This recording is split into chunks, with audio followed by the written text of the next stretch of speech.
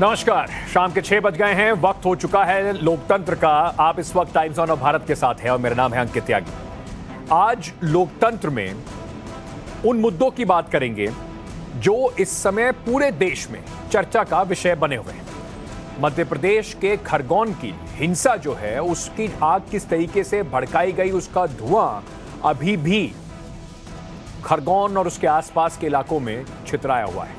खरगोन शहर में दंगों का दंश मिटाने में देरी क्यों लगी, प्रशासन की कमी कहां रह गई, यहां के हाल इस वक्त क्या है, क्यों ऐसे लोग अभी भी इतने डर में हैं कि अपने घर को बेचकर उस कॉलोनी से ही बाहर जाना चाहते हैं जहां पर दंगे हुए, जहां पर लोगों को मुश्किलें झेलनी पड़ी। आपको एक ग्राउंड रिपोर्ट दिखाते हैं और उस ग्राउंड रिपोर्ट में क्या हालात हैं खरगोन के अभी, सबसे पहले वो बताते हैं।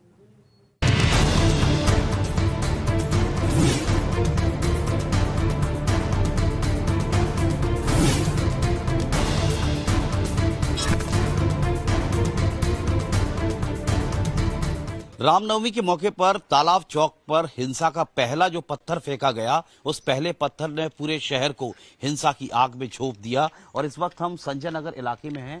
ये अब तो सफाई कर दी गई है और असेसमेंट भी कर लिया गया है। डीएम 2-3 बार यहाँ पर घूम कर गई हैं। इन दुकानों घरों को यहाँ लाइन से जो लगे हुए हैं, यह घर बिका हुए लिखा हुआ है आगे, इन तमाम घरों को आग लगा दी गई, दुकानों को आग लगा दी गई। एक दुकान और मैं आपको दिखा दूं कि जो दंगाई थे उन्होंने किस कदर कहर बरपाया है, ये तस्वीरें उसकी गवाही देंगी। आप अंदर आके देखिए। सबसे पहले कैमरामैन से कहूंगा आप पहले चले जाइए।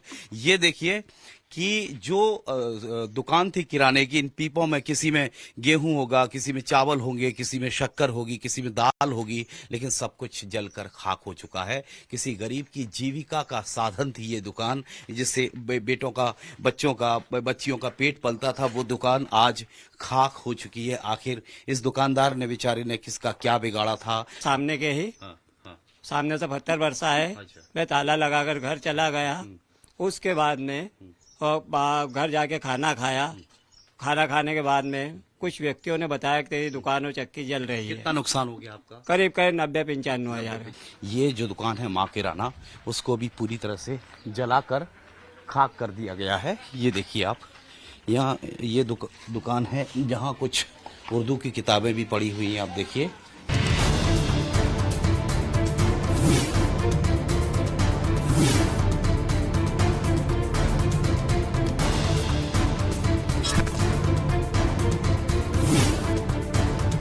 यहाँ दोनों मकानों पर लिखा हुआ है कि यह घर बिकाऊ है और इन घरों में भी आग की लपटें पहुंची।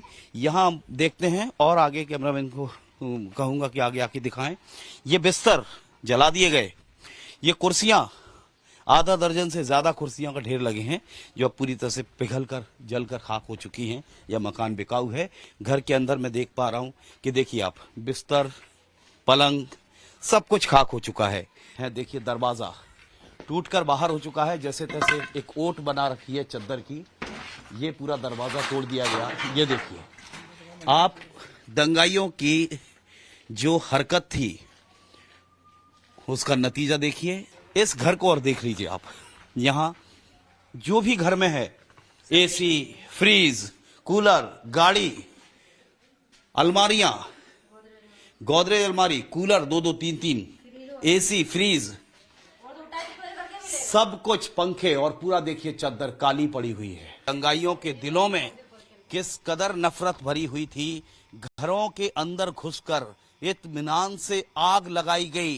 किसी का डर नहीं था, न प्रशासन का खौफ था। जगह जगह शहर में दंगे भड़के, हिंसा हुई।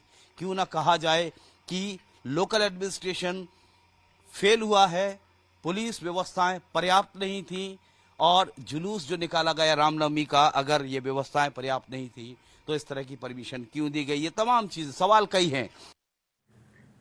बिल्कुल, और कई सवाल हैं कि अगर सुरक्षा पूरी नहीं दी जा सकती थी तो क्यों ऐसे जुलूस को निकालने की सरकार ने परमिशन दी, अगर वो लोगों को सुरक्षित नहीं रख सकते थे, क्योंकि खामियाजा आम आदमी भुगतता है। अब खरगोन की हिंसा के बाद एक अजीब सा सन्नाटा वहां पसरा हुआ है। माहौल तनावपूर्ण अभी भी है। इलाके में कर्फ्यू लगा हुआ है, लेकिन इस कर्फ्यू के बीच ऐसी कहानियां निकलकर सामने आ रही हैं जो मध्य प्रदेश पुलिस पर बड़े सवाल खड़े कर रही हैं। क्या मध्य प्रदेश पुलिस ने अपनी गिरती साख बचाने के लिए बेकसूरों को, या फिर यह कहें कि सिर्फ लीपापोती करने के लिए किसी को भी, जो भी आनन फानन में सामने दिखाई पड़ा, उन सबको आरोपी बनाकर उस पर बुलडोजर की कार्रवाई करा दी, किसी व्यक्ति को सुरक्षा मुहैया नहीं कराई, उसको मेडिकल सुविधाएं नहीं देने दी गई। ये रिपोर्ट देखिए, आंख खोलने वाली रिपोर्ट है ये, किस तरीके से मध्य प्रदेश पुलिस अपने काम में विफल हुई। दो एमपी अजब, दो मारो, दो। एमपी की पुलिस गजब। मैं डॉक्टर पास जाता हूँ, मुझे डॉक्टर बतलाया बाहर निकला तो ये कहीं नहीं जाने देंगे। उनसे मैंने बहुत मानो मन्नत करी कि सर मैं प्लीज मैं बच्चों के लिए दूध लेने के लिए आया हूँ, मुझे मत मारो। तो कहा कि नहीं, आप जैसे ही लोगों ने आतंक फैला रखा है। डॉक्टर के पास जाना था, पुलिस ने रोक दी। मैं मेरे घर पे आ गया, फिर घर पे रहा मैं। अच्छा, घर से बाहर निकलने नहीं दिया। पुलिस बोला तो पुलिस बोलेगी कि अभी कर्फ्यू लगा हुआ है। बच्चों के लिए दूध लाना था, पुलिस ने कूट दूध लेने गए थे? जी सर। अच्छा, तो आपने बताया नहीं कि मैं तो दूध लेने आया हूँ, अब कम से कम इतना बड़ा गुनाह तो नहीं, आप इस बेरहमी से मुझे पीट रहे हैं। तो उन्होंने कहने लगे कि आपको कौन सी गवर्नमेंट ने यहाँ की जगह अनुमति दे दी है कि तुम दूध लेकर के आ जाएं। खरगोन में 3 घंटे से ज्यादा वक्त तक तांडव चलता रहा। लोग लाठी डंडे और पत्थर चलाते रहे। पुलिस पहले तो 3 घंटे से ज्यादा वक्त तक इस दंगे को कंट्रोल करने में नाकाम रही, और तो और दंगे में घायल शख्स को इलाज के लिए जाने तक नहीं दी। ये 10 अप्रैल का वीडियो, खरगोन के शीतला माता मंदिर के पास भारी पत्थरबाजी। ये बताइए कि जिस दिन ये घटना हुई थी, आप इधर आ जी, आप जिस दिन ये घटना हुई थी तो उस दिन क्या कुछ हुआ था, कैसे लोग आए और क्या किया? सर ताला लगा हुआ था सर, जिस दिन घटना हुई ताला लगा हुआ था, तो पीछे से और ये मस्जिद से एकदम से अचानक से 300 से 400 पब्लिक आई और ताला तोड़ के मंदिर में घुस के माता जी ने भगवान उनको सबको खंडित कर दी, और जो दान पेटी है उसको भी तोड़ के पैसे में से ले गए। माता जी का छत्र और मुकुट है वो भी ले गए। अभी तो थोड़ा साफ सफाई लग रही है क्या? कल रात को 1 बजे रात को कल प्रशासन के कुछ कर्मचारी आए थे, उन्होंने ताला तोड़ा और भगवान पर उन्होंने सिंदूर चिपका चुपकी किया हुआ, उनको मना किया था, उसके बावजूद हमारे से चाबी छिंदाई, ताला तोड़ा और उन्होंने ये किया और हमको हमारा मोबाइल और हमको गाड़ी में बिठा लिया था। क्या नाम है आपका? मेरा नाम मयंक जादव है, और इधर से गौशाला की दीवार पे भी चढ़ के सब हमारे घर पे और इधर आगजनी करी। मंदिर से सटा एक गौशाला है। गौशाला प्रबंधक सुरेंद्र इस दंगे के दौरान बीच बचाव करने गए थे, लेकिन उन्मादी भीड़ काबू से बाहर थी। इसी दौरान सुरेंद्र के सिर पर एक पत्थर लगा, दूसरा पत्थर मुंह पर आकर लगा। सर एकदम से फेंकने लगे सब ऊपर, उसकी वजह से लगी। भाई बीच बचाव करने गया था, उनके रोकने गया तो रुके नहीं, और एक करीब 100 से 150 करीब थे। अच्छा, 100 से 150 लोग। तो वो एक बिल्डिंग से ने पत्थर फेंके जाए, फिर उसके बाद में इधर से रोका, उसके बाद फिर पीछे गया, पीछे जाकर देखा तो पीछे तो संख्या नहीं गिन सकता कितनी। अच्छा। सुरेंद्र घायल किसी तरह छिपछिपाकर गौशाला से अपने घर पहुंचे।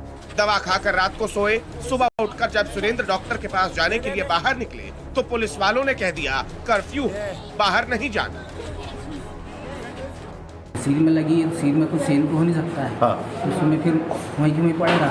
अच्छा। जैसे तैसे करके रात को 10 बजे करीब वहाँ से घर निकला। अच्छा। मतलब छुपते छुपाते घर आया मैं लेके। घर जाके फिर बैठा, एक आध गोली वगैरह ली, गोली लेके सो गया। तो सुबह नींद खुली, सुबह मैं डॉक्टर पास जाता हूँ, मुझे डॉक्टर बतलाया वहाँ बाहर निकला तो ये कहीं नहीं जाने देंगे। उन्हें दीवार कूद के आए, दीवार फूट डाली। अच्छा, दीवार कूद के आके खेत में आएगा। अच्छा, तो हमने अब यहाँ बैठेल था, तो वहाँ से खेत में आएगा तो हम गए भाई इधर से आएगा, तो वो सुरेश ठाकुर को पत्थर मार दिए। पत्थर मार दिया? हाँ, पत्थर मार दिया। उधर से तो संभल ही नहीं रहा, हम 3-4 जन का ही कर लो। दो। ऐसे में पुलिस से यह सवाल है कि अगर किसी की जान जाती रहेगी तो क्या वो कर्फ्यू का हवाला देगी? खरगोन पुलिस कितनी संवेदनशील है वो अगले वीडियो में आप देखिए। दो केवल दो मारो, दो बस। आप सोच रहे होंगे कि शायद यह कोई अपराधी है, दंगे का आरोपी है, पुलिस इसीलिए इन्हें पीट रही है। तो हम आपको बता दें कि इन पर ऐसा कोई आरोप नहीं है। पुलिस इन्हें क्यों पीट रही है आपको ये भी बताएंगे, लेकिन उससे पहले इस वीडियो के आगे का हिस्सा देखिए। हाँ, मारो उसको भी। हाँ। दे दे दे ये इसको इसको इसको लो, कन्हैया लो, चांटा वाला कन्हैया।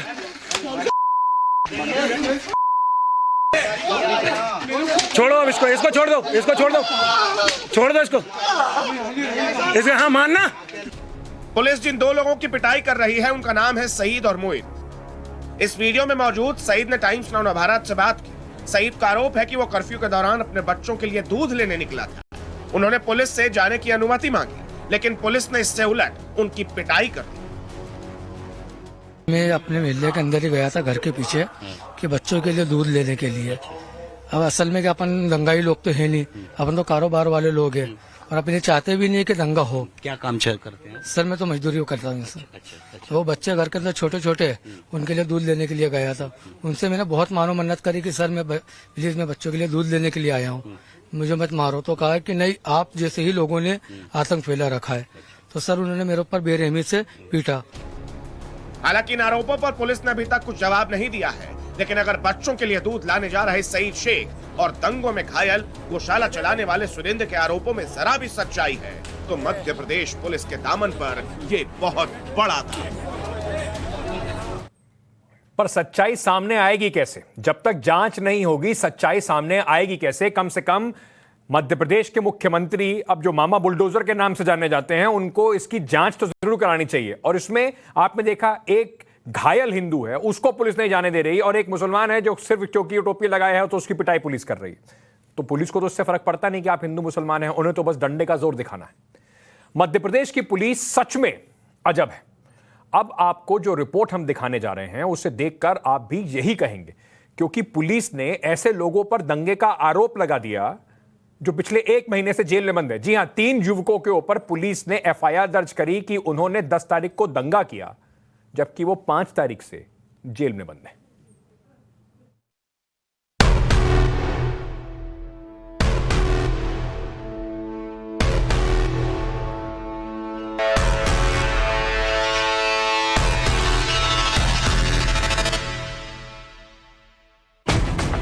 फकरू, शहबाज और रऊफ, आप इन्हें नहीं जानते हैं, लेकिन इनके पास एक सुपर पावर है।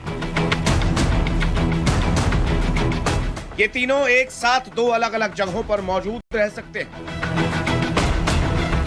विश्वास कीजिए, क्योंकि ये फैक्ट मध्य प्रदेश के पुलिस रिकॉर्ड्स में दर्ज है। इन 2 दस्तावेजों को गौर से देखिए। आपके स्क्रीन की बाईं ओर वो एफआईआर है जिसमें 3 युवकों का नाम दर्ज है: शहबाज शेख, फकरू मंसूरी, रऊफ शेख। इन तीनों पर 10 अप्रैल को 3 मोटरसाइकिल तोड़ने और जलाने का आरोप है। अब ये दूसरी तस्वीर देखिए, ये बड़वानी पुलिस की प्रेस रिलीज है। वही शहबाज शेख, फकरू मंसूरी और रऊफ का ही नाम है। इसमें बताया गया है कि 307 यानी हत्या के प्रयास के मामले में तीनों को गिरफ्तार कर लिया गया है, वो भी 11 मार्च को। सोचने वाली बात है, एक ही आदमी 2 जगहों पर कैसे हो सकता है? तो ये काम सिर्फ गजब एमपी की अजब पुलिस कर सकती है।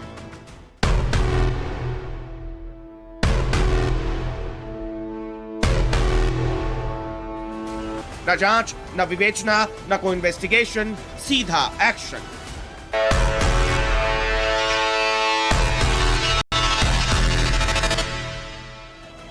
मध्य प्रदेश की पुलिस बहुत ज्यादा जल्दबाजी में लग रही है। रामनवमी यानी बीती 10 अप्रैल को बड़वानी में दंगा होता है और इस दंगे के आरोप में 3 मुस्लिम आरोपियों को सीधे एफआईआर दर्ज कर ली जाती है। उनके खिलाफ न कोई जांच होती, न पड़ताल होती, न कोई गवाह से पड़ताल की जाती है और सीधे उनके खिलाफ एफआईआर दर्ज की जाती है। और जब दंगा हुआ था उसके आरोप में जो कार्रवाई की गई थी उसमें उनके घरों को भी ढा दिया गया और उसके बाद ये पता चलता है अचानक कि ये तीनों मुस्लिम आरोपी वही हैं जो पिछले 1 महीने से जेल में बंद हैं। यहाँ पर पुलिस आई है ना, मेरा बच्चा तो 1.5 महीने से अंदर, उसको आपसी झगड़े में अंदर कर दिया गया और उसके बाद है तो उसका नाम लेके और यहाँ पुलिस आके हमको डरा धमका के बाहर कर दिया। बोले आपका घर तोड़ना है। हम लोग सब अंदर ही थे, खाना खा रहे थे, कोई पढ़ रहा था, सामान भी था, सब हमारा सामान भी सब तितर बितर कर दिया। और मेरा बच्चे का तो कहीं से कहीं तक कुछ था ही नहीं, वो तो अंदर था। जाहिर सी बात है कि जब तीनों शख्स 11 मार्च से जेल में बंद हैं, तो 10 अप्रैल को तीनों हिंसा वाली जगह पर कैसे हो सकते हैं? ऐसे में मध्य प्रदेश की पुलिस पर सवाल तो उठेंगे।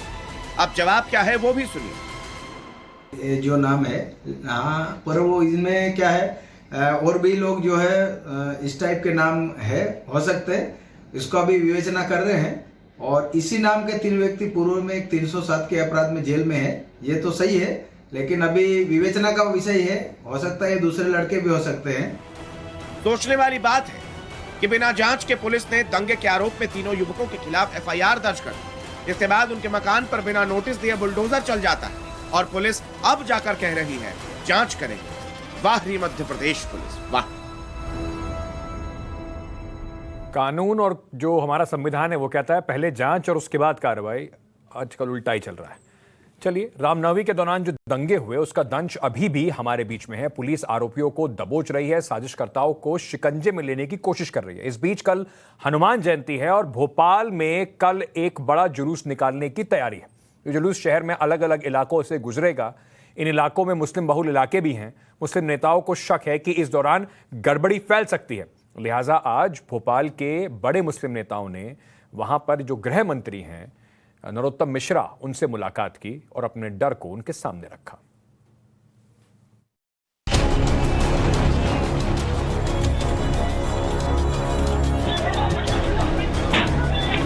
भोपाल के काजी सैयद मुश्ताक अली नदवी को डर है कि खरगोन की आग भोपाल के माहौल को खराब कर सकती है। लिहाजा 16 अप्रैल को हनुमान जयंती के दौरान मुस्लिम बहुल्य इलाके से निकलने वाली शोभा यात्रा को लेकर सावधानी बरती जाए। मुमकिन हो तो प्रशासन रूट पर फिर से विचार करे। मुस्लिम नेता ने अपनी इस मांग के साथ साथ मध्य प्रदेश के गृह मंत्री नरोत्तम मिश्रा से मुलाकात की। मालिक ने अपनी मर्जी से हमको यहाँ रखा है, हम अपने शहर को, अपने सूबे को सारा मीडिया आपसे। भोपाल के शहर काजी ने डर जताया कि सोशल मीडिया में लगातार भड़काऊ पोस्ट शेयर किए जा रहे हैं। आपत्तिजनक नारे और पोस्टर से माहौल खराब होगा। मुस्लिम इलाकों से जुलूस के निकलने वक्त सावधानी रखनी होगी। प्रशासन को सतर्क रहना होगा। बिस्मिल्लाहिर्रहमानिर्रहीम। देखिए, हम सब जानते हैं कि त्यौहार इसलिए मना होते हैं कि खुशी मनाई जाए, सब लोग खुशियों में शामिल हों। हर त्यौहार का मतलब ये होता है कि खुश होइए, खुशियाँ बांटिए। तो हम उम्मीद करते हैं कि हमारा त्यौहार इसी तरह मनाया जाए। और एक बात सभी लोगों से कहना है कि शहर के अमन अमान को बाकी रखा जाए। कोई ऐसा काम ना हो यहाँ तक जिससे अमन अमान फर्क पड़े और अच्छी तरह से मनाया जाए, और कोई ऐसा काम ना किया जाए जिससे अमन अमान को खतरा पैदा हो। सरकार से आपने निवेदन भी किया था। अब सरकार से जिम्मेदारी बनती है, सरकार के लिए चाहते हैं कि वो भी पूरा इस पर ध्यान रखें कि हमारे शहर का माहौल अच्छा रहे, खुशी के साथ सब लोग मनाएं, तो कोई ऐसी बात ना हो पाएगी। सूत्रों के मुताबिक जुलूस 16 अप्रैल को शाम 4:30 बजे शुरू होगा। पुलिस ने कालीघाट मंदिर से 4 बत्ती चौराहा, बुधवारा, इतवारा, मंगलवारा, आजाद मार्केट, जुमेराती, घोड़ा Nakkas bus stand, Bhopal talkies, Jhulelal मंदिर, सिंधी कॉलोनी तक जुलूस की अनुमति दी। उधर मध्य प्रदेश के गृह मंत्री नरोत्तम मिश्रा ने भरोसा जताया है कि अशांति फैलाने की कोशिश करने वालों पर पुलिस की नजर है। शहर काजी साहब के नेतृत्व में एक प्रतिनिधि मंडल आया था। उन्होंने एक ज्ञापन ये दिया है। तमाम आशंकाओं को मैंने समाधान करने की कोशिश की है और उनसे भी आग्रह किया कि ऐसे तमाम लोगों को जो कि सांप्रदायिक सद्भाव को बिगाड़ने की कोशिश करते हैं, ऐसे लोगों को चिन्हित करने में हमारी मदद करें। हमने उन्हें यह भी कहा है कि सरकार किसी भी दोषी को नहीं बख्शेगी, पर निर्दोष को बिल्कुल भी हम प्रताड़ित नहीं करेंगे। 10 अप्रैल के दंगों के बाद अब पूरे MP में अलर्ट है। मुस्लिम नेताओं की अपील है कि कसूरवार एक हो तो सजा पूरे परिवार को न दी जाए। इससे पूरा परिवार कई दशक पीछे चला जाता है। वहीं मुख्यमंत्री शिवराज सिंह चौहान ने 2 टूक चेतावनी दे दी। आम जनता के लिए फूल से ज्यादा कोमल हमारी सरकार, लेकिन जो दुष्ट हैं, जो बदमाश हैं, जो गुंडे हैं, जो गरीब का खून पीते हैं, जो गरीब का खून चूसते हैं, तो ये वो सोच लें कि वो नहीं बचेंगे, उनको नहीं छोड़ेंगे। सज्जनों के लिए फूल से ज्यादा कोमल, लेकिन दुष्टों के लिए वज्र से ज्यादा कठोर है ये सरकार। MP पुलिस ने 16 अप्रैल के जुलूस के लिए माकूल तैयारी की। भारी संख्या में पुलिस बल की तैनाती की गई। सोशल मीडिया पर सख्त नजर है। भड़काऊ पोस्ट या फेक न्यूज शेयर करने वालों पर नजर रखी जा रही है। खुफिया एजेंसी शहर में गड़बड़ी करने वालों की पहचान में जुटी है। मूल बात यह है कि गड़बड़ी करने वाले बख्शे नहीं जाएंगे और निर्दोष को सजा नहीं मिलेगी। गोविंद गुर्जर के साथ ब्यूरो रिपोर्ट, टाइम्स नाउ, नव भारत। चलिए, उम्मीद है कि पुलिस इस बार चौकस रहेगी और किसी भी तरह की घटना को होने नहीं देगी। रामनवमी के अवसर पर एक साथ देश के अलग अलग हिस्सों में जो दंगे हुए, सवाल उठता है कि क्या ये एक कोई बड़ी साजिश तो नहीं है? क्या इसके पीछे कुछ सोची समझी कोई खेल तो नहीं करा जा रहा था? जैसे जैसे जांच आगे बढ़ रही है, वैसे वैसे दंगों के पीछे की स्क्रिप्ट जो है वो सामने आती जा रही है। गुजरात के खंभात और झारखंड के लोहरदगा में जो दंगे हुए, उसके पीछे की साजिश का दावा पुलिस कर रही है।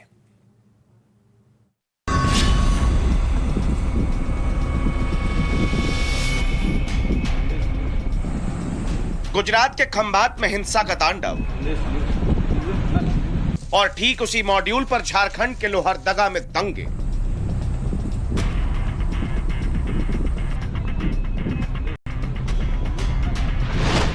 खंभात से लोहरदगा की दूरी 1560 किलोमीटर है, लेकिन दोनों जगह दंगों की जो स्क्रिप्ट लिखी गई है वो एक जैसी है। दूसरे शब्दों में कहें तो दंगे की साजिश एक जैसी थी। हो सकता है पर्दे के पीछे दंगों के गुनहगार भी एक हो।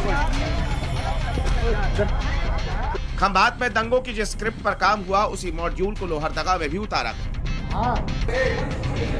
खुद लोहरदगा पुलिस ने इस पर बड़ा खुलासा किया है। लोहरदगा में जो हिंसा भड़की, उसके पीछे स्लीपर सेल काम कर रहा था, ठीक वैसे ही जैसे खंभात में हुआ।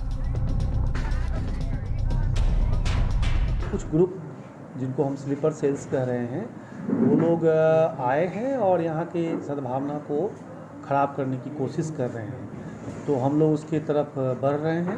उनको जल्द ही हम लोग चिन्हित करेंगे और लोगों से अपील करेंगे कि ऐसे लोग जो कुछ कुछ रूमर्स फैला रहे हैं या कुछ घटनाक्रम को अंजाम दे रहे हैं, उससे बचें। ये चीफ प्लानर के तरीके सामने आए हैं। इन्होंने नीड टू नो बेसिस पे, जैसे स्लीपर सेल ऑपरेट करते हैं उस तरीके से नीड टू नो बेसिस पे इन्होंने बाकी के 5 लोगों को संपर्क किया। उसमें सभी 5 को अलग अलग टाइप की ड्यूटी दी और उनको बोला कि बिल्कुल अल्ट्रा सीक्रेटली उनको ऑपरेट करना है और किसी को नीड टू नो बेसिस के सिवाय बताना नहीं है। खंभात में पत्थरबाजी के लिए बाहर से लोग बुलाए गए थे। लोहरदगा में भी इसी स्क्रिप्ट पर काम हुआ। चश्मदीदों के बयान से साफ है कि 600 से 700 लोगों की भीड़ दंगे में शामिल थी, लेकिन इसमें कोई भी स्थानीय नहीं था। सारे चेहरे अनजान थे, यानी दंगाई बाहरी थे। हमने तो ऐसा सुना है कि बाहर के लोग हैं, ऐसा सुना है। देखे तो नहीं है हमने कोई कि कौन लोग है कि कोई नहीं, बाहर के सुना है सर। हाँ, बाहर के लोग भी शामिल था। करीब करीब 1000 आदमी जुटा हुआ था सर। कम से कम 600-700। अच्छा, और ये जो 600-700 लोग थे, इन लोगों को आपने पहले कभी गांव वगैरह में देखा था? जी नहीं। ये बाहर से लोग आए थे, आप ये कह रहे हैं? हाँ, बाहर ही से होगा तब ना, कहाँ से मंगाया। और कौन लोग थे ये जो वहाँ नहीं से पता हमको, सब बाहर के थे, यहाँ के। आपके गांव के नहीं थे? आप लोगों ने कभी उनको नहीं देखा था? क्योंकि पुलिस लगातार कह रही है कि बाहर के ही लोग थे जो इस तरीके का जिन्होंने हमला किया था। हाँ, सब बाहर के थे। दंगे के 4 दिन बाद भी जिले में तनाव महसूस किया जा रहा है। कई दुकानों को आग में झोंक दिया गया। इंटरनेट सेवा बंद है। धारा 144 लागू है। इलाके में पुलिस लगातार कैंप कर रही है, लेकिन स्थानीय लोग डरे हुए हैं, क्योंकि उन्हें डर है कि पुलिस के लौटने के बाद एक बार फिर ये निशाने पर आ सकते हैं। क्या मांग कर रहे हैं आप? हम लोग को न्याय दिया जाए। हम लोग जैसे जाते हैं, हम लोग के ऊपर पथराव है तो हम लोग को न्याय चाहिए, बस, और कुछ नहीं। उन लोगों को गिरफ्तार किया जाए, हम लोग को न्याय चाहिए। तो हमेशा डर है सर। क्या कि हम लोग कमाने खाने वाला आदमी है ना, और हम लोग को ही रूट में जाना है, आना है, रात है, बिकार है, तो हम लोग को तो डरे नहीं हमेशा है। इस वक्त यहाँ पर आप देख सकते हैं दूर दूर तक कोई आपको नज़र नहीं आया, क्योंकि धारा 144 लगातार यहाँ पर जारी है और लगाई गई है पुलिस के द्वारा। कई प्रशासन के अधिकारी यहाँ पर मौजूद हैं, क्योंकि लगातार डर इन लोगों के बीच में है। जिस तरीके से हिंसा हुई और लगातार पथराव हुए, तमाम लोग जो है उनका कहना है कि सुरक्षा इनको मुहैया कराई जानी चाहिए आने वाले कुछ दिनों में, क्योंकि अगर एक बार पुलिस चली गई तो उसके बाद स्थिति क्या होगी वो इनको भी नहीं पता। झारखंड सरकार ने 8 सदस्यों की टीम को जांच का जिम्मा सौंपा है। पुलिस लगातार छापेमारी कर रही है। कई लोग हिरासत में लिए गए, लेकिन बड़ा सवाल तो स्लीपर सेल के एक्टिव होने को लेकर है। अगर जांच में स्लीपर सेल की साजिश का खुलासा होता है तो खतरा कहीं बड़ा होगा। खंभात और लोहरदगा के बीच साजिश के तार जुड़ जाएंगे और इसका मतलब ये होगा कि देश में दंगों को सुनियोजित तरीके से कराने की बहुत बड़ी साजिश रची गई थी। लोहरदगा से ऐश्वर्य जैन के साथ bureau report, times now, Navbharat. चलिए अब बात करते हैं महाराष्ट्र की, जहां पर अजान बनाम हनुमान की लड़ाई अब बहुत तेज होती जा रही है। राज ठाकरे के इस पूरे बयान के बाद अब ये लड़ाई ठाकरे वर्सेस ठाकरे, यानी कि उनके भाई उद्धव ठाकरे की शिवसेना वर्सेस राज ठाकरे की एमएनएस के बीच में बन गई है। राज ठाकरे ने पहले उद्धव ठाकरे को मस्जिदों से लाउडस्पीकर उतारने की डेडलाइन दी और अब वो हनुमान जयंती पर कल पुणे में शक्ति प्रदर्शन करने वाले हैं। हनुमान चालीसा को लेकर एमएनएस चीफ राज ठाकरे के मन में अचानक जो प्रेम उमड़ा है और या फिर उसके पीछे कुछ सियासी फायदा देख रहे हैं, इसको इस रिपोर्ट में आपको समझाते हैं। स्पीकर के नाम पर अजान बनाम हनुमान चालीसा का सियासी काम नॉन स्टॉप जारी है। भाषण में फायर ब्रांड, लेकिन सियासत में सिफर। एमएनएस चीफ राज ठाकरे और उनके समर्थकों की जुबान पर इन दिनों संकट मोचन हनुमान का नाम क्यों है, आपको पूरी कहानी समझाएंगे। लेकिन उससे पहले मुंबई से आई सबसे नई तस्वीर देखिए। एक बैनर जिसे 4 लोगों ने थाम रखा है। सड़क किनारे चलते चलते ये लोग अचानक रोड क्रॉस करने लगते हैं। मौके पर मौजूद मीडिया के कैमरे इन पलों को कैद कर रहे हैं। यहां पुलिस की गाड़ी भी है। तभी अचानक एक बिल्डिंग नजर आती है जिस पर बाल ठाकरे की तस्वीर है। इमारत पर भगवा झंडा लगा है। दिमाग पर ज्यादा जोर मत दीजिए, ये मुंबई का शिवसेना भवन है, यानी शिवसेना का हेडक्वार्टर है जो दादर इलाके में है। इस बैनर को लगाया जाता तभी एक पुलिस वाला दौड़ता हुआ आता है। दूसरा पुलिस वाला भी पहुंचता है और इन लोगों को बैनर लगाने से रोका जाता है। इस दौरान पुलिस और इन लोगों में बहस भी होती है। और अब ये देखिए इस बैनर में क्या लिखा है। रहस्य से पर्दा उठ जाता है। सबसे ऊपर एक कोने पर मराठी में काल यानी बीता हुआ वक्त, उसके नीचे हिंदू हृदय सम्राट कहे जाने वाले दिवंगत शिवसेना संस्थापक बाल ठाकरे और उनके बेटे उद्धव ठाकरे की तस्वीर है। बैनर के बीच में ऊपर आज लिखा है, जिसके नीचे उद्धव और उनके बेटे आदित्य ठाकरे के बीच में खड़ी सोनिया गांधी की तस्वीर है। इसके नीचे एक और तस्वीर है जिसमें उद्धव और एनसीपी सुप्रीमो शरद पवार साथ दिख रहे हैं। बैनर के ऊपर दूसरे कोने को देखिए जहां लिखा है उद्यान यानी आने वाला कल, और इसके नीचे एक बड़ा सवालिया निशान है। पूरी कहानी इसी क्वेश्चन मार्क में छिपी है कि शिवसेना का अभी ऐसा हुआ है 2 साल में इन्होंने युति एक के साथ की, शादी दूसरे के साथ बनाई, हनीमून तीसरे के साथ मना रहे हैं। तो इस प्रकार की उनकी अवस्था है। और आज आप देखेंगे तो जिस प्रकार की संपत्ति शिवसेना के नेताओं की बाहर आ रही है, ईडी सीज करी है, उसका कोई जवाब उनके पास नहीं है। तो लड़ाई हिंदुत्व की है, मामला हिंदू वोट बैंक का है, ठाकरे वर्सेस ठाकरे का है। महाराष्ट्र में इन दिनों उद्धव ठाकरे शिवसेना, कांग्रेस और एनसीपी के गठजोड़ में सरकार चला रहे हैं। ऐसे में अब राज ठाकरे की नजर शिवसेना के हिंदू मराठी वोट पर है। यही वजह है कि राज ठाकरे के हुक्म पर एमएनएस कार्यकर्ता इन दिनों लाउडस्पीकर पर अजान के विरोध में हनुमान चालीसा बजा रहे हैं। जुमे के रोज एमएनएस वर्कर्स ने कुर्ला में हनुमान चालीसा बजाने के लिए लाउडस्पीकर लगाए तो पुलिस ने उन्हें रोक दिया। ऐसे में विरोध के तौर पर राज ठाकरे समर्थक वहीं खड़े होकर हनुमान चालीसा पढ़ने लगे।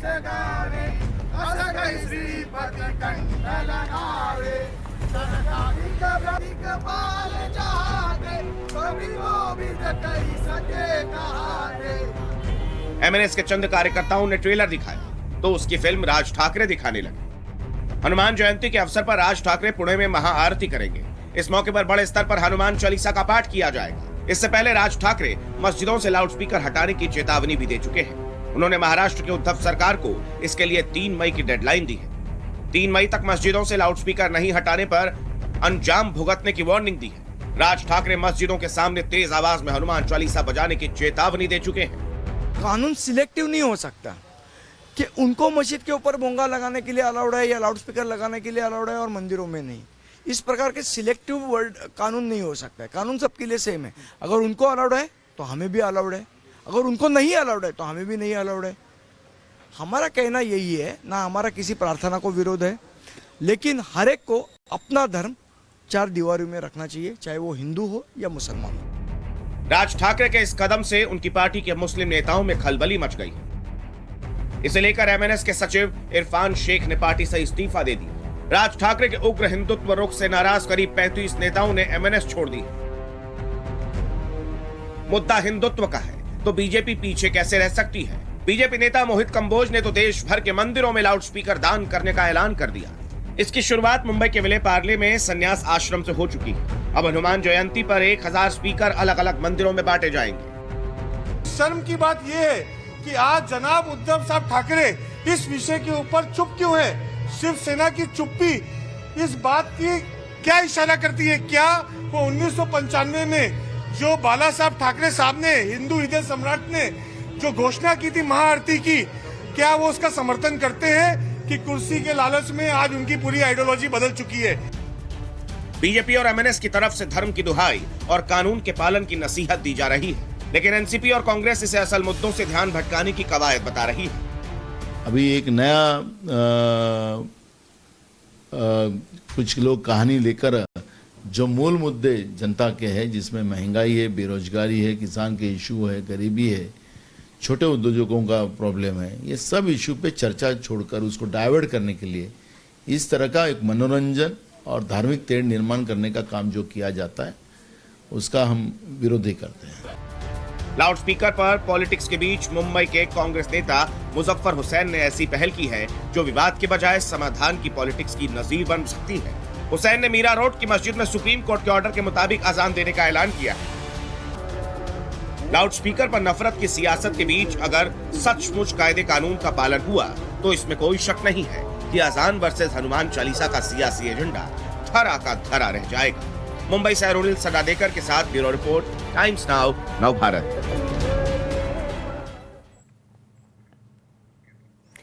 अब राज ठाकरे को ब्रेकिंग न्यूज इस वक्त आ रही है। राज ठाकरे से जुड़ी हुई ब्रेकिंग न्यूज है। एमएनएस के चीफ राज ठाकरे को पीएफआई की धमकी है।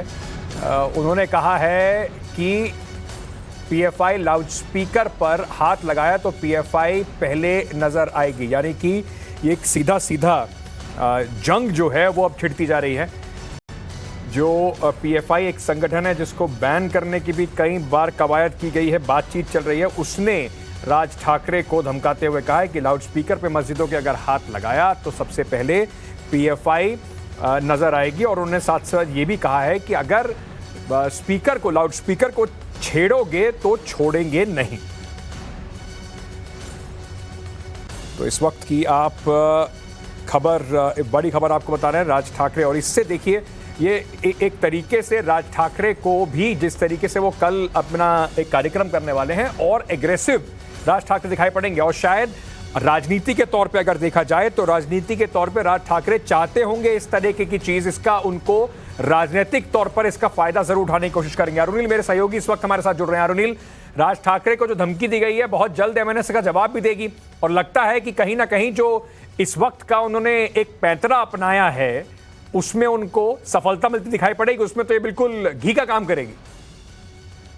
लगभग यही दिखता है, क्योंकि राज ठाकरे ने जब ये थ्रेटन किया, अल्टीमेटम दिया, ये बोलते हुए कि अगर मई 3 तक लाउडस्पीकर नहीं हटाए गए तो वो काफी अग्रेसिव रूट इस्तेमाल करेंगे, अग्रेसिव रूट पे जाएंगे। अभी पीएफआई ने एक धमकी दी ये बोलते हुए कि अगर एमएनएस ने या राज ठाकरे के पार्टी के किसी भी वर्कर ने लाउडस्पीकर जो मस्जिद के बाहर लगे हुए उस पे हाथ लगाया तो हम उस हाथ को तोड़ देंगे, हम ये होने नहीं देंगे, उन्हें हम हमारे थ्रू गुजरना पड़ेगा अगर उन्हें हमारे लाउडस्पीकर पे हाथ लगाना है। तो ये जो PFI, popular front of India, उनके उस पार्टी के मुमरा के जो चीफ है, उन्होंने ये धमकी दी है राज ठाकरे के पार्टी। क्या रिएक्शन एमएनएस की तरफ से आती है, क्योंकि सभी की निगाह है एमएनएस राज ठाकरे के कल के देखते हैं, अब इंतजार करते हैं क्या रिएक्शन होता है राज ठाकरे का। पर कम से कम उनकी राजनीति के लिए ये बिल्कुल जबरदस्त एक छौक की तरह जरूर आएगी। चलिए आगे बढ़ते हैं। लाउडस्पीकर से अजान के जवाब में हनुमान चालीसा के पाठ पर सियासी आंच उत्तर प्रदेश तक पहुंच गई है। कल आपको एक खबर दिखाई थी किस तरीके से अलीगढ़ में बार बार बात हो रही थी, परमिशन मांगी जा रही थी लाउडस्पीकर लगाने के लिए। सवाल उठता है कि क्या काशी के लोगों को वाकई अजान की जो आवाज है उससे परेशानी है या इसमें सिर्फ राजनीति हो रही है? वाराणसी के 101 मंदिरों में अब लाउड स्पीकर के जरिए हनुमान चालीसा का पाठ कराने का निश्चय किया गया है। कितना सही, आपको क्या लगता है इसमें? भैया एकदम सही किया गया। हमारा हिंदू धर्म से हम जुड़े हुए हैं। अगर हिंदू धर्म में हनुमान चालीसा नहीं करेंगे तो क्या करेंगे? नमाज पढ़ेंगे। और हमेशा हम लोग तो हिंदू धर्म से हमेशा जुड़े हुए हैं और नमाज, भाई उनका धर्म है, हमारा अपना धर्म है। हम तो अपनी पूजा पाठ करेंगे और इसके आगे आपसे हम क्या बताएं? क्या लगता है कि जो हनुमान चालीसा का पाठ करने का निश्चय किया गया है वो सही है? बिल्कुल सही सर, बिल्कुल सही है। जैसे कि मस्जिदों से नमाज लाउड स्पीकर से किया जा रहा है, उस तरह मंदिरों से भी किया जाए। उससे थोड़ा सा बच्चों पर गलत जो संस्कृति का कम से कम उन लोग को भी सुना जाए कि हाँ भैया मंदिरों से इस तरह का आवाज आता है, और उन लोगों को भी स्लोगन सुना जाए मंदिरों का पूजा पाठ है। आपको लगता है कि अब वो जरूरत आ गई है कि अब जो मंदिरों में पांचों पहर जो हनुमान चालीसा का पाठ होना चाहिए? नहीं, यदि समाज की और संस्कृति का विकास के लिए ऐसा किया जाना आवश्यक है तो ऐसा कोई बुराई नहीं है। अन्य धर्मों के लोगों के द्वारा भी ये किया जा रहा है। यदि किसी धर्म संप्रदाय द्वारा यदि जैसे हनुमान चालीसा की जैसा आप बात कर रहे हैं, यदि ऐसा पुनरावृत्ति की जाती है तो मैं समझता हूँ कि इससे कहीं कोई संप्रदायिकता की बात नहीं कही जानी चाहिए। अपने अपने संप्रदाय की बात और समाज हित की बात, राष्ट्र हित की बात हर कोई करे, इसमें कहीं कोई बंदिश नहीं है। कोई किसी तरह की बंदिश नहीं होनी चाहिए। अगर वो अजान कर मस्जिद से नमाज पढ़ रहे हैं तो आपको हनुमान चालीसा का पाठ करने का उतना ही अधिकार है। अधिकार नहीं, हनुमान चालीसा पढ़ने से हमारे मन में शांति मिलती है ना। अब उनके वो अजान पढ़ने से क्या होता है ये तो अपन नहीं बता सकते, कभी किए नहीं, पढ़े नहीं। लेकिन हमको हनुमान चालीसा पढ़ने से आत्मीय शांति मिलती है। इसीलिए मेरे को ऐसा लगता है कि दिन में 5 टाइम नहीं और 8 टाइम 10 टाइम हमें हनुमान चालीसा का पाठ करना चाहिए। आपने काशी के विश्वनाथ में भक्तों की बात सुनी। अब आपको जुमे की रोज जो नमाज करने के बाद जो मस्जिद से बाहर लोग आए, जो मुस्लिम समुदाय के लोग थे, वो इस पर क्या कह रहे हैं loud speaker Hanuman Chalisa versus आजान विवाद पर, वो भी सुनवाते हैं। कि अभी तक आप लोग नमाज अदा करते थे 5 वक्त, लेकिन अब उसके विरोध में हम देख रहे हैं कि अब हनुमान चालीसा का पाठ किया जा रहा है। इसके पीछे की सोच क्या है? देखिए, ये जब से हनुमान चालीसा करें या कोई भी पाठ करें, मुसलमानों को कोई तकलीफ नहीं है, ना मुसलमानों उसका विरोध करता है। आप अपने घरों पे, अपने मकानों पे हनुमान चालीसा 5 वक्त का 6 वक्त करें, उससे कोई मतलब नहीं है। लेकिन अगर मस्जिदों के पास आके करेंगे तो उसका विरोध आदमी करेगा, बाकी कोई हर्जा नहीं है। हम काशी में रह रहे हैं, धर्मनिरपेक्ष नगरी में रह रहे हैं, यहाँ संकट मोचन भी है, यहाँ पे भोलेनाथ का भी है, सारे हिंदू मुस्लिम सब एक साथ मिलकर रहते हैं यहाँ पर। और यहाँ से आवाज उठी है, महाराष्ट्र से उठी है, यहाँ से जो उद्धव ठाकरे जिन्होंने नहीं राज ठाकरे जिन्होंने उत्तर भारतीयों को ऊपर पीछे पड़े और बिहारियों को मानो के दुश्मन है वो, और उसको लेकर हिंदुस्तान की पब्लिक अब भूल गई, उत्तर प्रदेश की पब्लिक और बिहार की पब्लिक की जिस तरीके से उद्धव ठाकरे ने लोगों को बर्बता किया, मारा पीटा, पूरे उत्तर भारतीयों को, बिहारियों को मारा, आज भूल गए लोग। तो सिर्फ और सिर्फ आपको लगता है कि हनुमान चालीसा का जो पाठ किया जा रहा है एक पॉलिटिकल स्टंट है? जी, क्या कहेंगे? पॉलिटिकल स्टंट है, उसमें कोई है नहीं। और अगर होता तो भाई, अगर हिंदू भाई हनुमान चालीसा पढ़ता तो हमें क्या एतराज है? वो 24 घंटा पढ़े, अपने घर में पढ़ना पड़े, भाई अच्छा काम कर रहा करे। लेकिन पढ़ने की बात नहीं है, लेकिन अब ये कहा जा रहा है कि जो नमाज के समय ही इसको किया जाए। बात ये, आप तो एंकर हैं, आप तो इस बात को समझ रहे होंगे कि वो ऐसा क्यों कह रहे हैं, किसके कहने पे कर रहे हैं। या भी नहीं, 10% लोग हैं, 90% तो हिंदू आज भी अच्छा है, जिससे हमारा कारोबार हो रहा है, जिससे हमारा लेन देन चल रहा है, जो हमारे पड़ोसी हैं अच्छे हैं। और अब बात करते हैं गोरखनाथ मंदिर पे हमले की। वहां पर जो आरोपी है Murtaza Abbasi,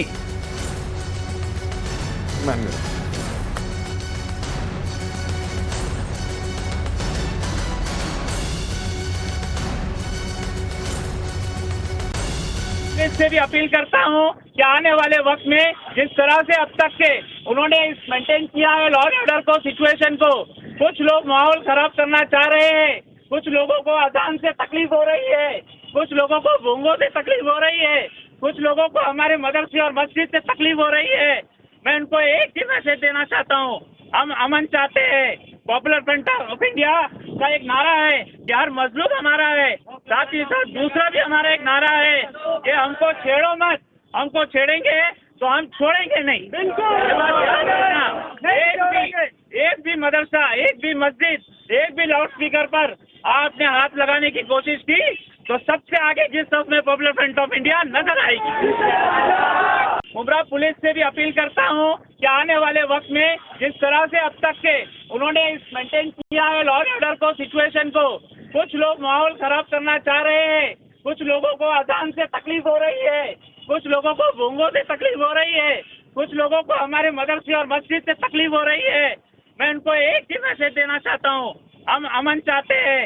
popular front of India का एक नारा है कि हर मजलूम हमारा है, साथ ही साथ दूसरा भी हमारा एक नारा है कि हमको छेड़ो मत, हमको छेड़ेंगे तो हम छोड़ेंगे नहीं। एक भी मदरसा, एक भी मस्जिद, एक भी लाउड स्पीकर पर आपने हाथ लगाने की कोशिश की तो सबसे आगे जिस शख्स में पॉपुलर फ्रंट ऑफ इंडिया नजर आएगी। मुमरा पुलिस से भी अपील करता हूँ कि आने वाले ऑर्डर को, सिचुएशन को, कुछ लोग माहौल खराब करना चाह रहे हैं, कुछ लोगों को अजान से तकलीफ हो रही है, कुछ लोगों को भोंगों से तकलीफ हो रही है, कुछ लोगों को हमारे मदरसे और मस्जिद से तकलीफ हो रही है। मैं उनको एक ही मैसेज देना चाहता हूँ, हम अमन चाहते हैं। पॉपुलर फ्रंट ऑफ इंडिया का एक नारा है कि हर मजलूम हमारा है, साथ ही साथ दूसरा भी हमारा एक नारा है कि हमको छेड़ो मत, हमको छेड़ेंगे तो हम छोड़ेंगे नहीं। इस वक्त हमारे साथ जुड़ रहे हैं, आपका सबसे पहला मैं जानना चाहता हूं रिएक्शन इसमें क्या है। पीएफआई कह रही है कि आप लोग शांति भंग करने की कोशिश कर रहे हैं, अगर कोशिश करेंगे तो हम लोग भी छोड़ेंगे नहीं। हेलो जी, आप बात करें। पीएफआई के जो अभी जो पीएफआई का जो वीडियो आया है उसमें कहा गया कि आप लोग एमएनएस के लोग शांति भंग करने की कोशिश कर रहे हैं, अगर वो ऐसी कोशिश करेंगे तो हम भी छोड़ेंगे नहीं। नहीं, मुझे ऐसे लगता है ये जो बहकाने का काम जितेंद्र आवाज जैसे लोग कर रहे हैं ये गलत है। ये क्या मुसलमान भाई हमारा क्या दुश्मन है? बिल्कुल दुश्मन नहीं है। ये क्या बहकाने की बात हो रही है? और उनको अब क्यों गलत बोले कि हमारा अजान को हमारा विरोध है? हमारा बिल्कुल अजान का विरोध नहीं है। पीएफआई पर क्या कहना चाहेंगे सर? वो तो कह रहे हैं कि हमारे स्पीकर्स पर अगर हाथ लगाओगे, लाउड स्पीकर्स पर, तो पीएफआई मैं अभी आपके माध्यम से ये मैं नाम सुन रहा हूँ। मुझे ऐसे लगता है कि एक तो ऐसे वीडियो दिखाने नहीं चाहिए, ऐसे भड़काऊ वीडियो दिखाने नहीं चाहिए आप लोगों ने भी। और ये जो जितेंद्र आवाज जैसे लोग हैं, ये लोग ऐसे बयान करके उनको, इन लोगों को, ये जो अभी जो भाई साहब बात कर रहे थे, जो गुस्से में बात कर रहे थे, उनको नहीं मालूम एमएनएस का क्या कहना है। उनके तक जो बात पहुंचती है वो गलत पहुंचती है। इन लोग जो मुसलमान भाई हैं उन लोगों ने समझना चाहिए कि एमएनएस को कहना क्या है। एमएनएस का कहना है कि अजान, एमएनएस का अजान का विरोध नहीं है। अच्छा, और वो सुप्रीम कोर्ट का निर्णय है कि जो इल्लीगल तरीके से जो भोंगे लगाए जा चुके हैं किसी भी धार्मिक स्थल के ऊपर, वो निकाले जाए। तो सर इसमें तो आपका जो विरोध है वो पुलिस के साथ होना चाहिए ना। आप सरकार को कहिए कि जो इल्लीगल लगे हैं उनको उतारिए। अगर आप भी उसके जवाब में इल्लीगल लगाकर, अपने स्पीकर लगाकर हनुमान चालीसा भी चलाएंगे तो वो भी तो कानून के विरोध में है। अगर सरकार इतने साल से उसके ऊपर अगर कार्रवाई नहीं कर रही है तो महाराष्ट्र नवनिर्माण सेना इसके ऊपर आंदोलन करेगी, और वो आंदोलन हनुमान चालीसा भोंगे पे लगा के उसका विरोध करेगी। जरूर करे, क्यों नहीं करेगी? पर इसका मतलब ऐसे नहीं है कि कोई कल उठ के हमारे खिलाफ, हमारे बारे में कुछ भी बोलेगा और हम सहन करके लेंगे। ऐसे नहीं होता है। इन लोगों, मुसलमान भाइयों की तरफ, इन लोगों के ऊपर ये जो पॉलिटिशियंस हैं, जो मुसलमान वोटों के उनकी नजर है, वो इनके ऊपर जो क्या कह रहे हैं राज ठाकरे साहब, वो बात उन तक पहुंचती नहीं है। गलत बात उन तक पहुंचाते हैं। महाराष्ट्र नवनिर्माण सेना का अजान को विरोध नहीं है। इल्लीगल तरीके से जो भोंगे लगाए जाते हैं उसको विरोध है, और ये सुप्रीम कोर्ट का निर्णय है। हनुमान चालीसा का पाठ करने वाले हैं तो उसका कार्यक्रम अभी भी जारी रहेगा। मुझे सुनिए ना जरा, किसी भी सुप्रीम कोर्ट का निर्णय है, किसी भी धार्मिक स्थल के ऊपर इल्लीगल तरीके से भोंगे ना लगाए जाए, तो इसमें आप दंगल करने की बात या राइट्स करने की बात, ये लोग जो इन लोगों तक पहुंचा रहे हैं, इन लोगों को अक्ल नहीं है, बेअक्ल लोग ही हैं। मैं तो कहूंगा बात पहले समझ लो, बात को समझने के लगे माइक लेके उठा के हम ये करेंगे वो करेंगे। बहुत बहुत शुक्रिया हमसे जुड़ने के लिए। लोकतंत्र में आज के लिए इतना ही। मुलाकात होगी आपसे सोमवार को। बहुत बहुत शुक्रिया टाइम्स ऑन भारत पे हमारे साथ जुड़ने के लिए।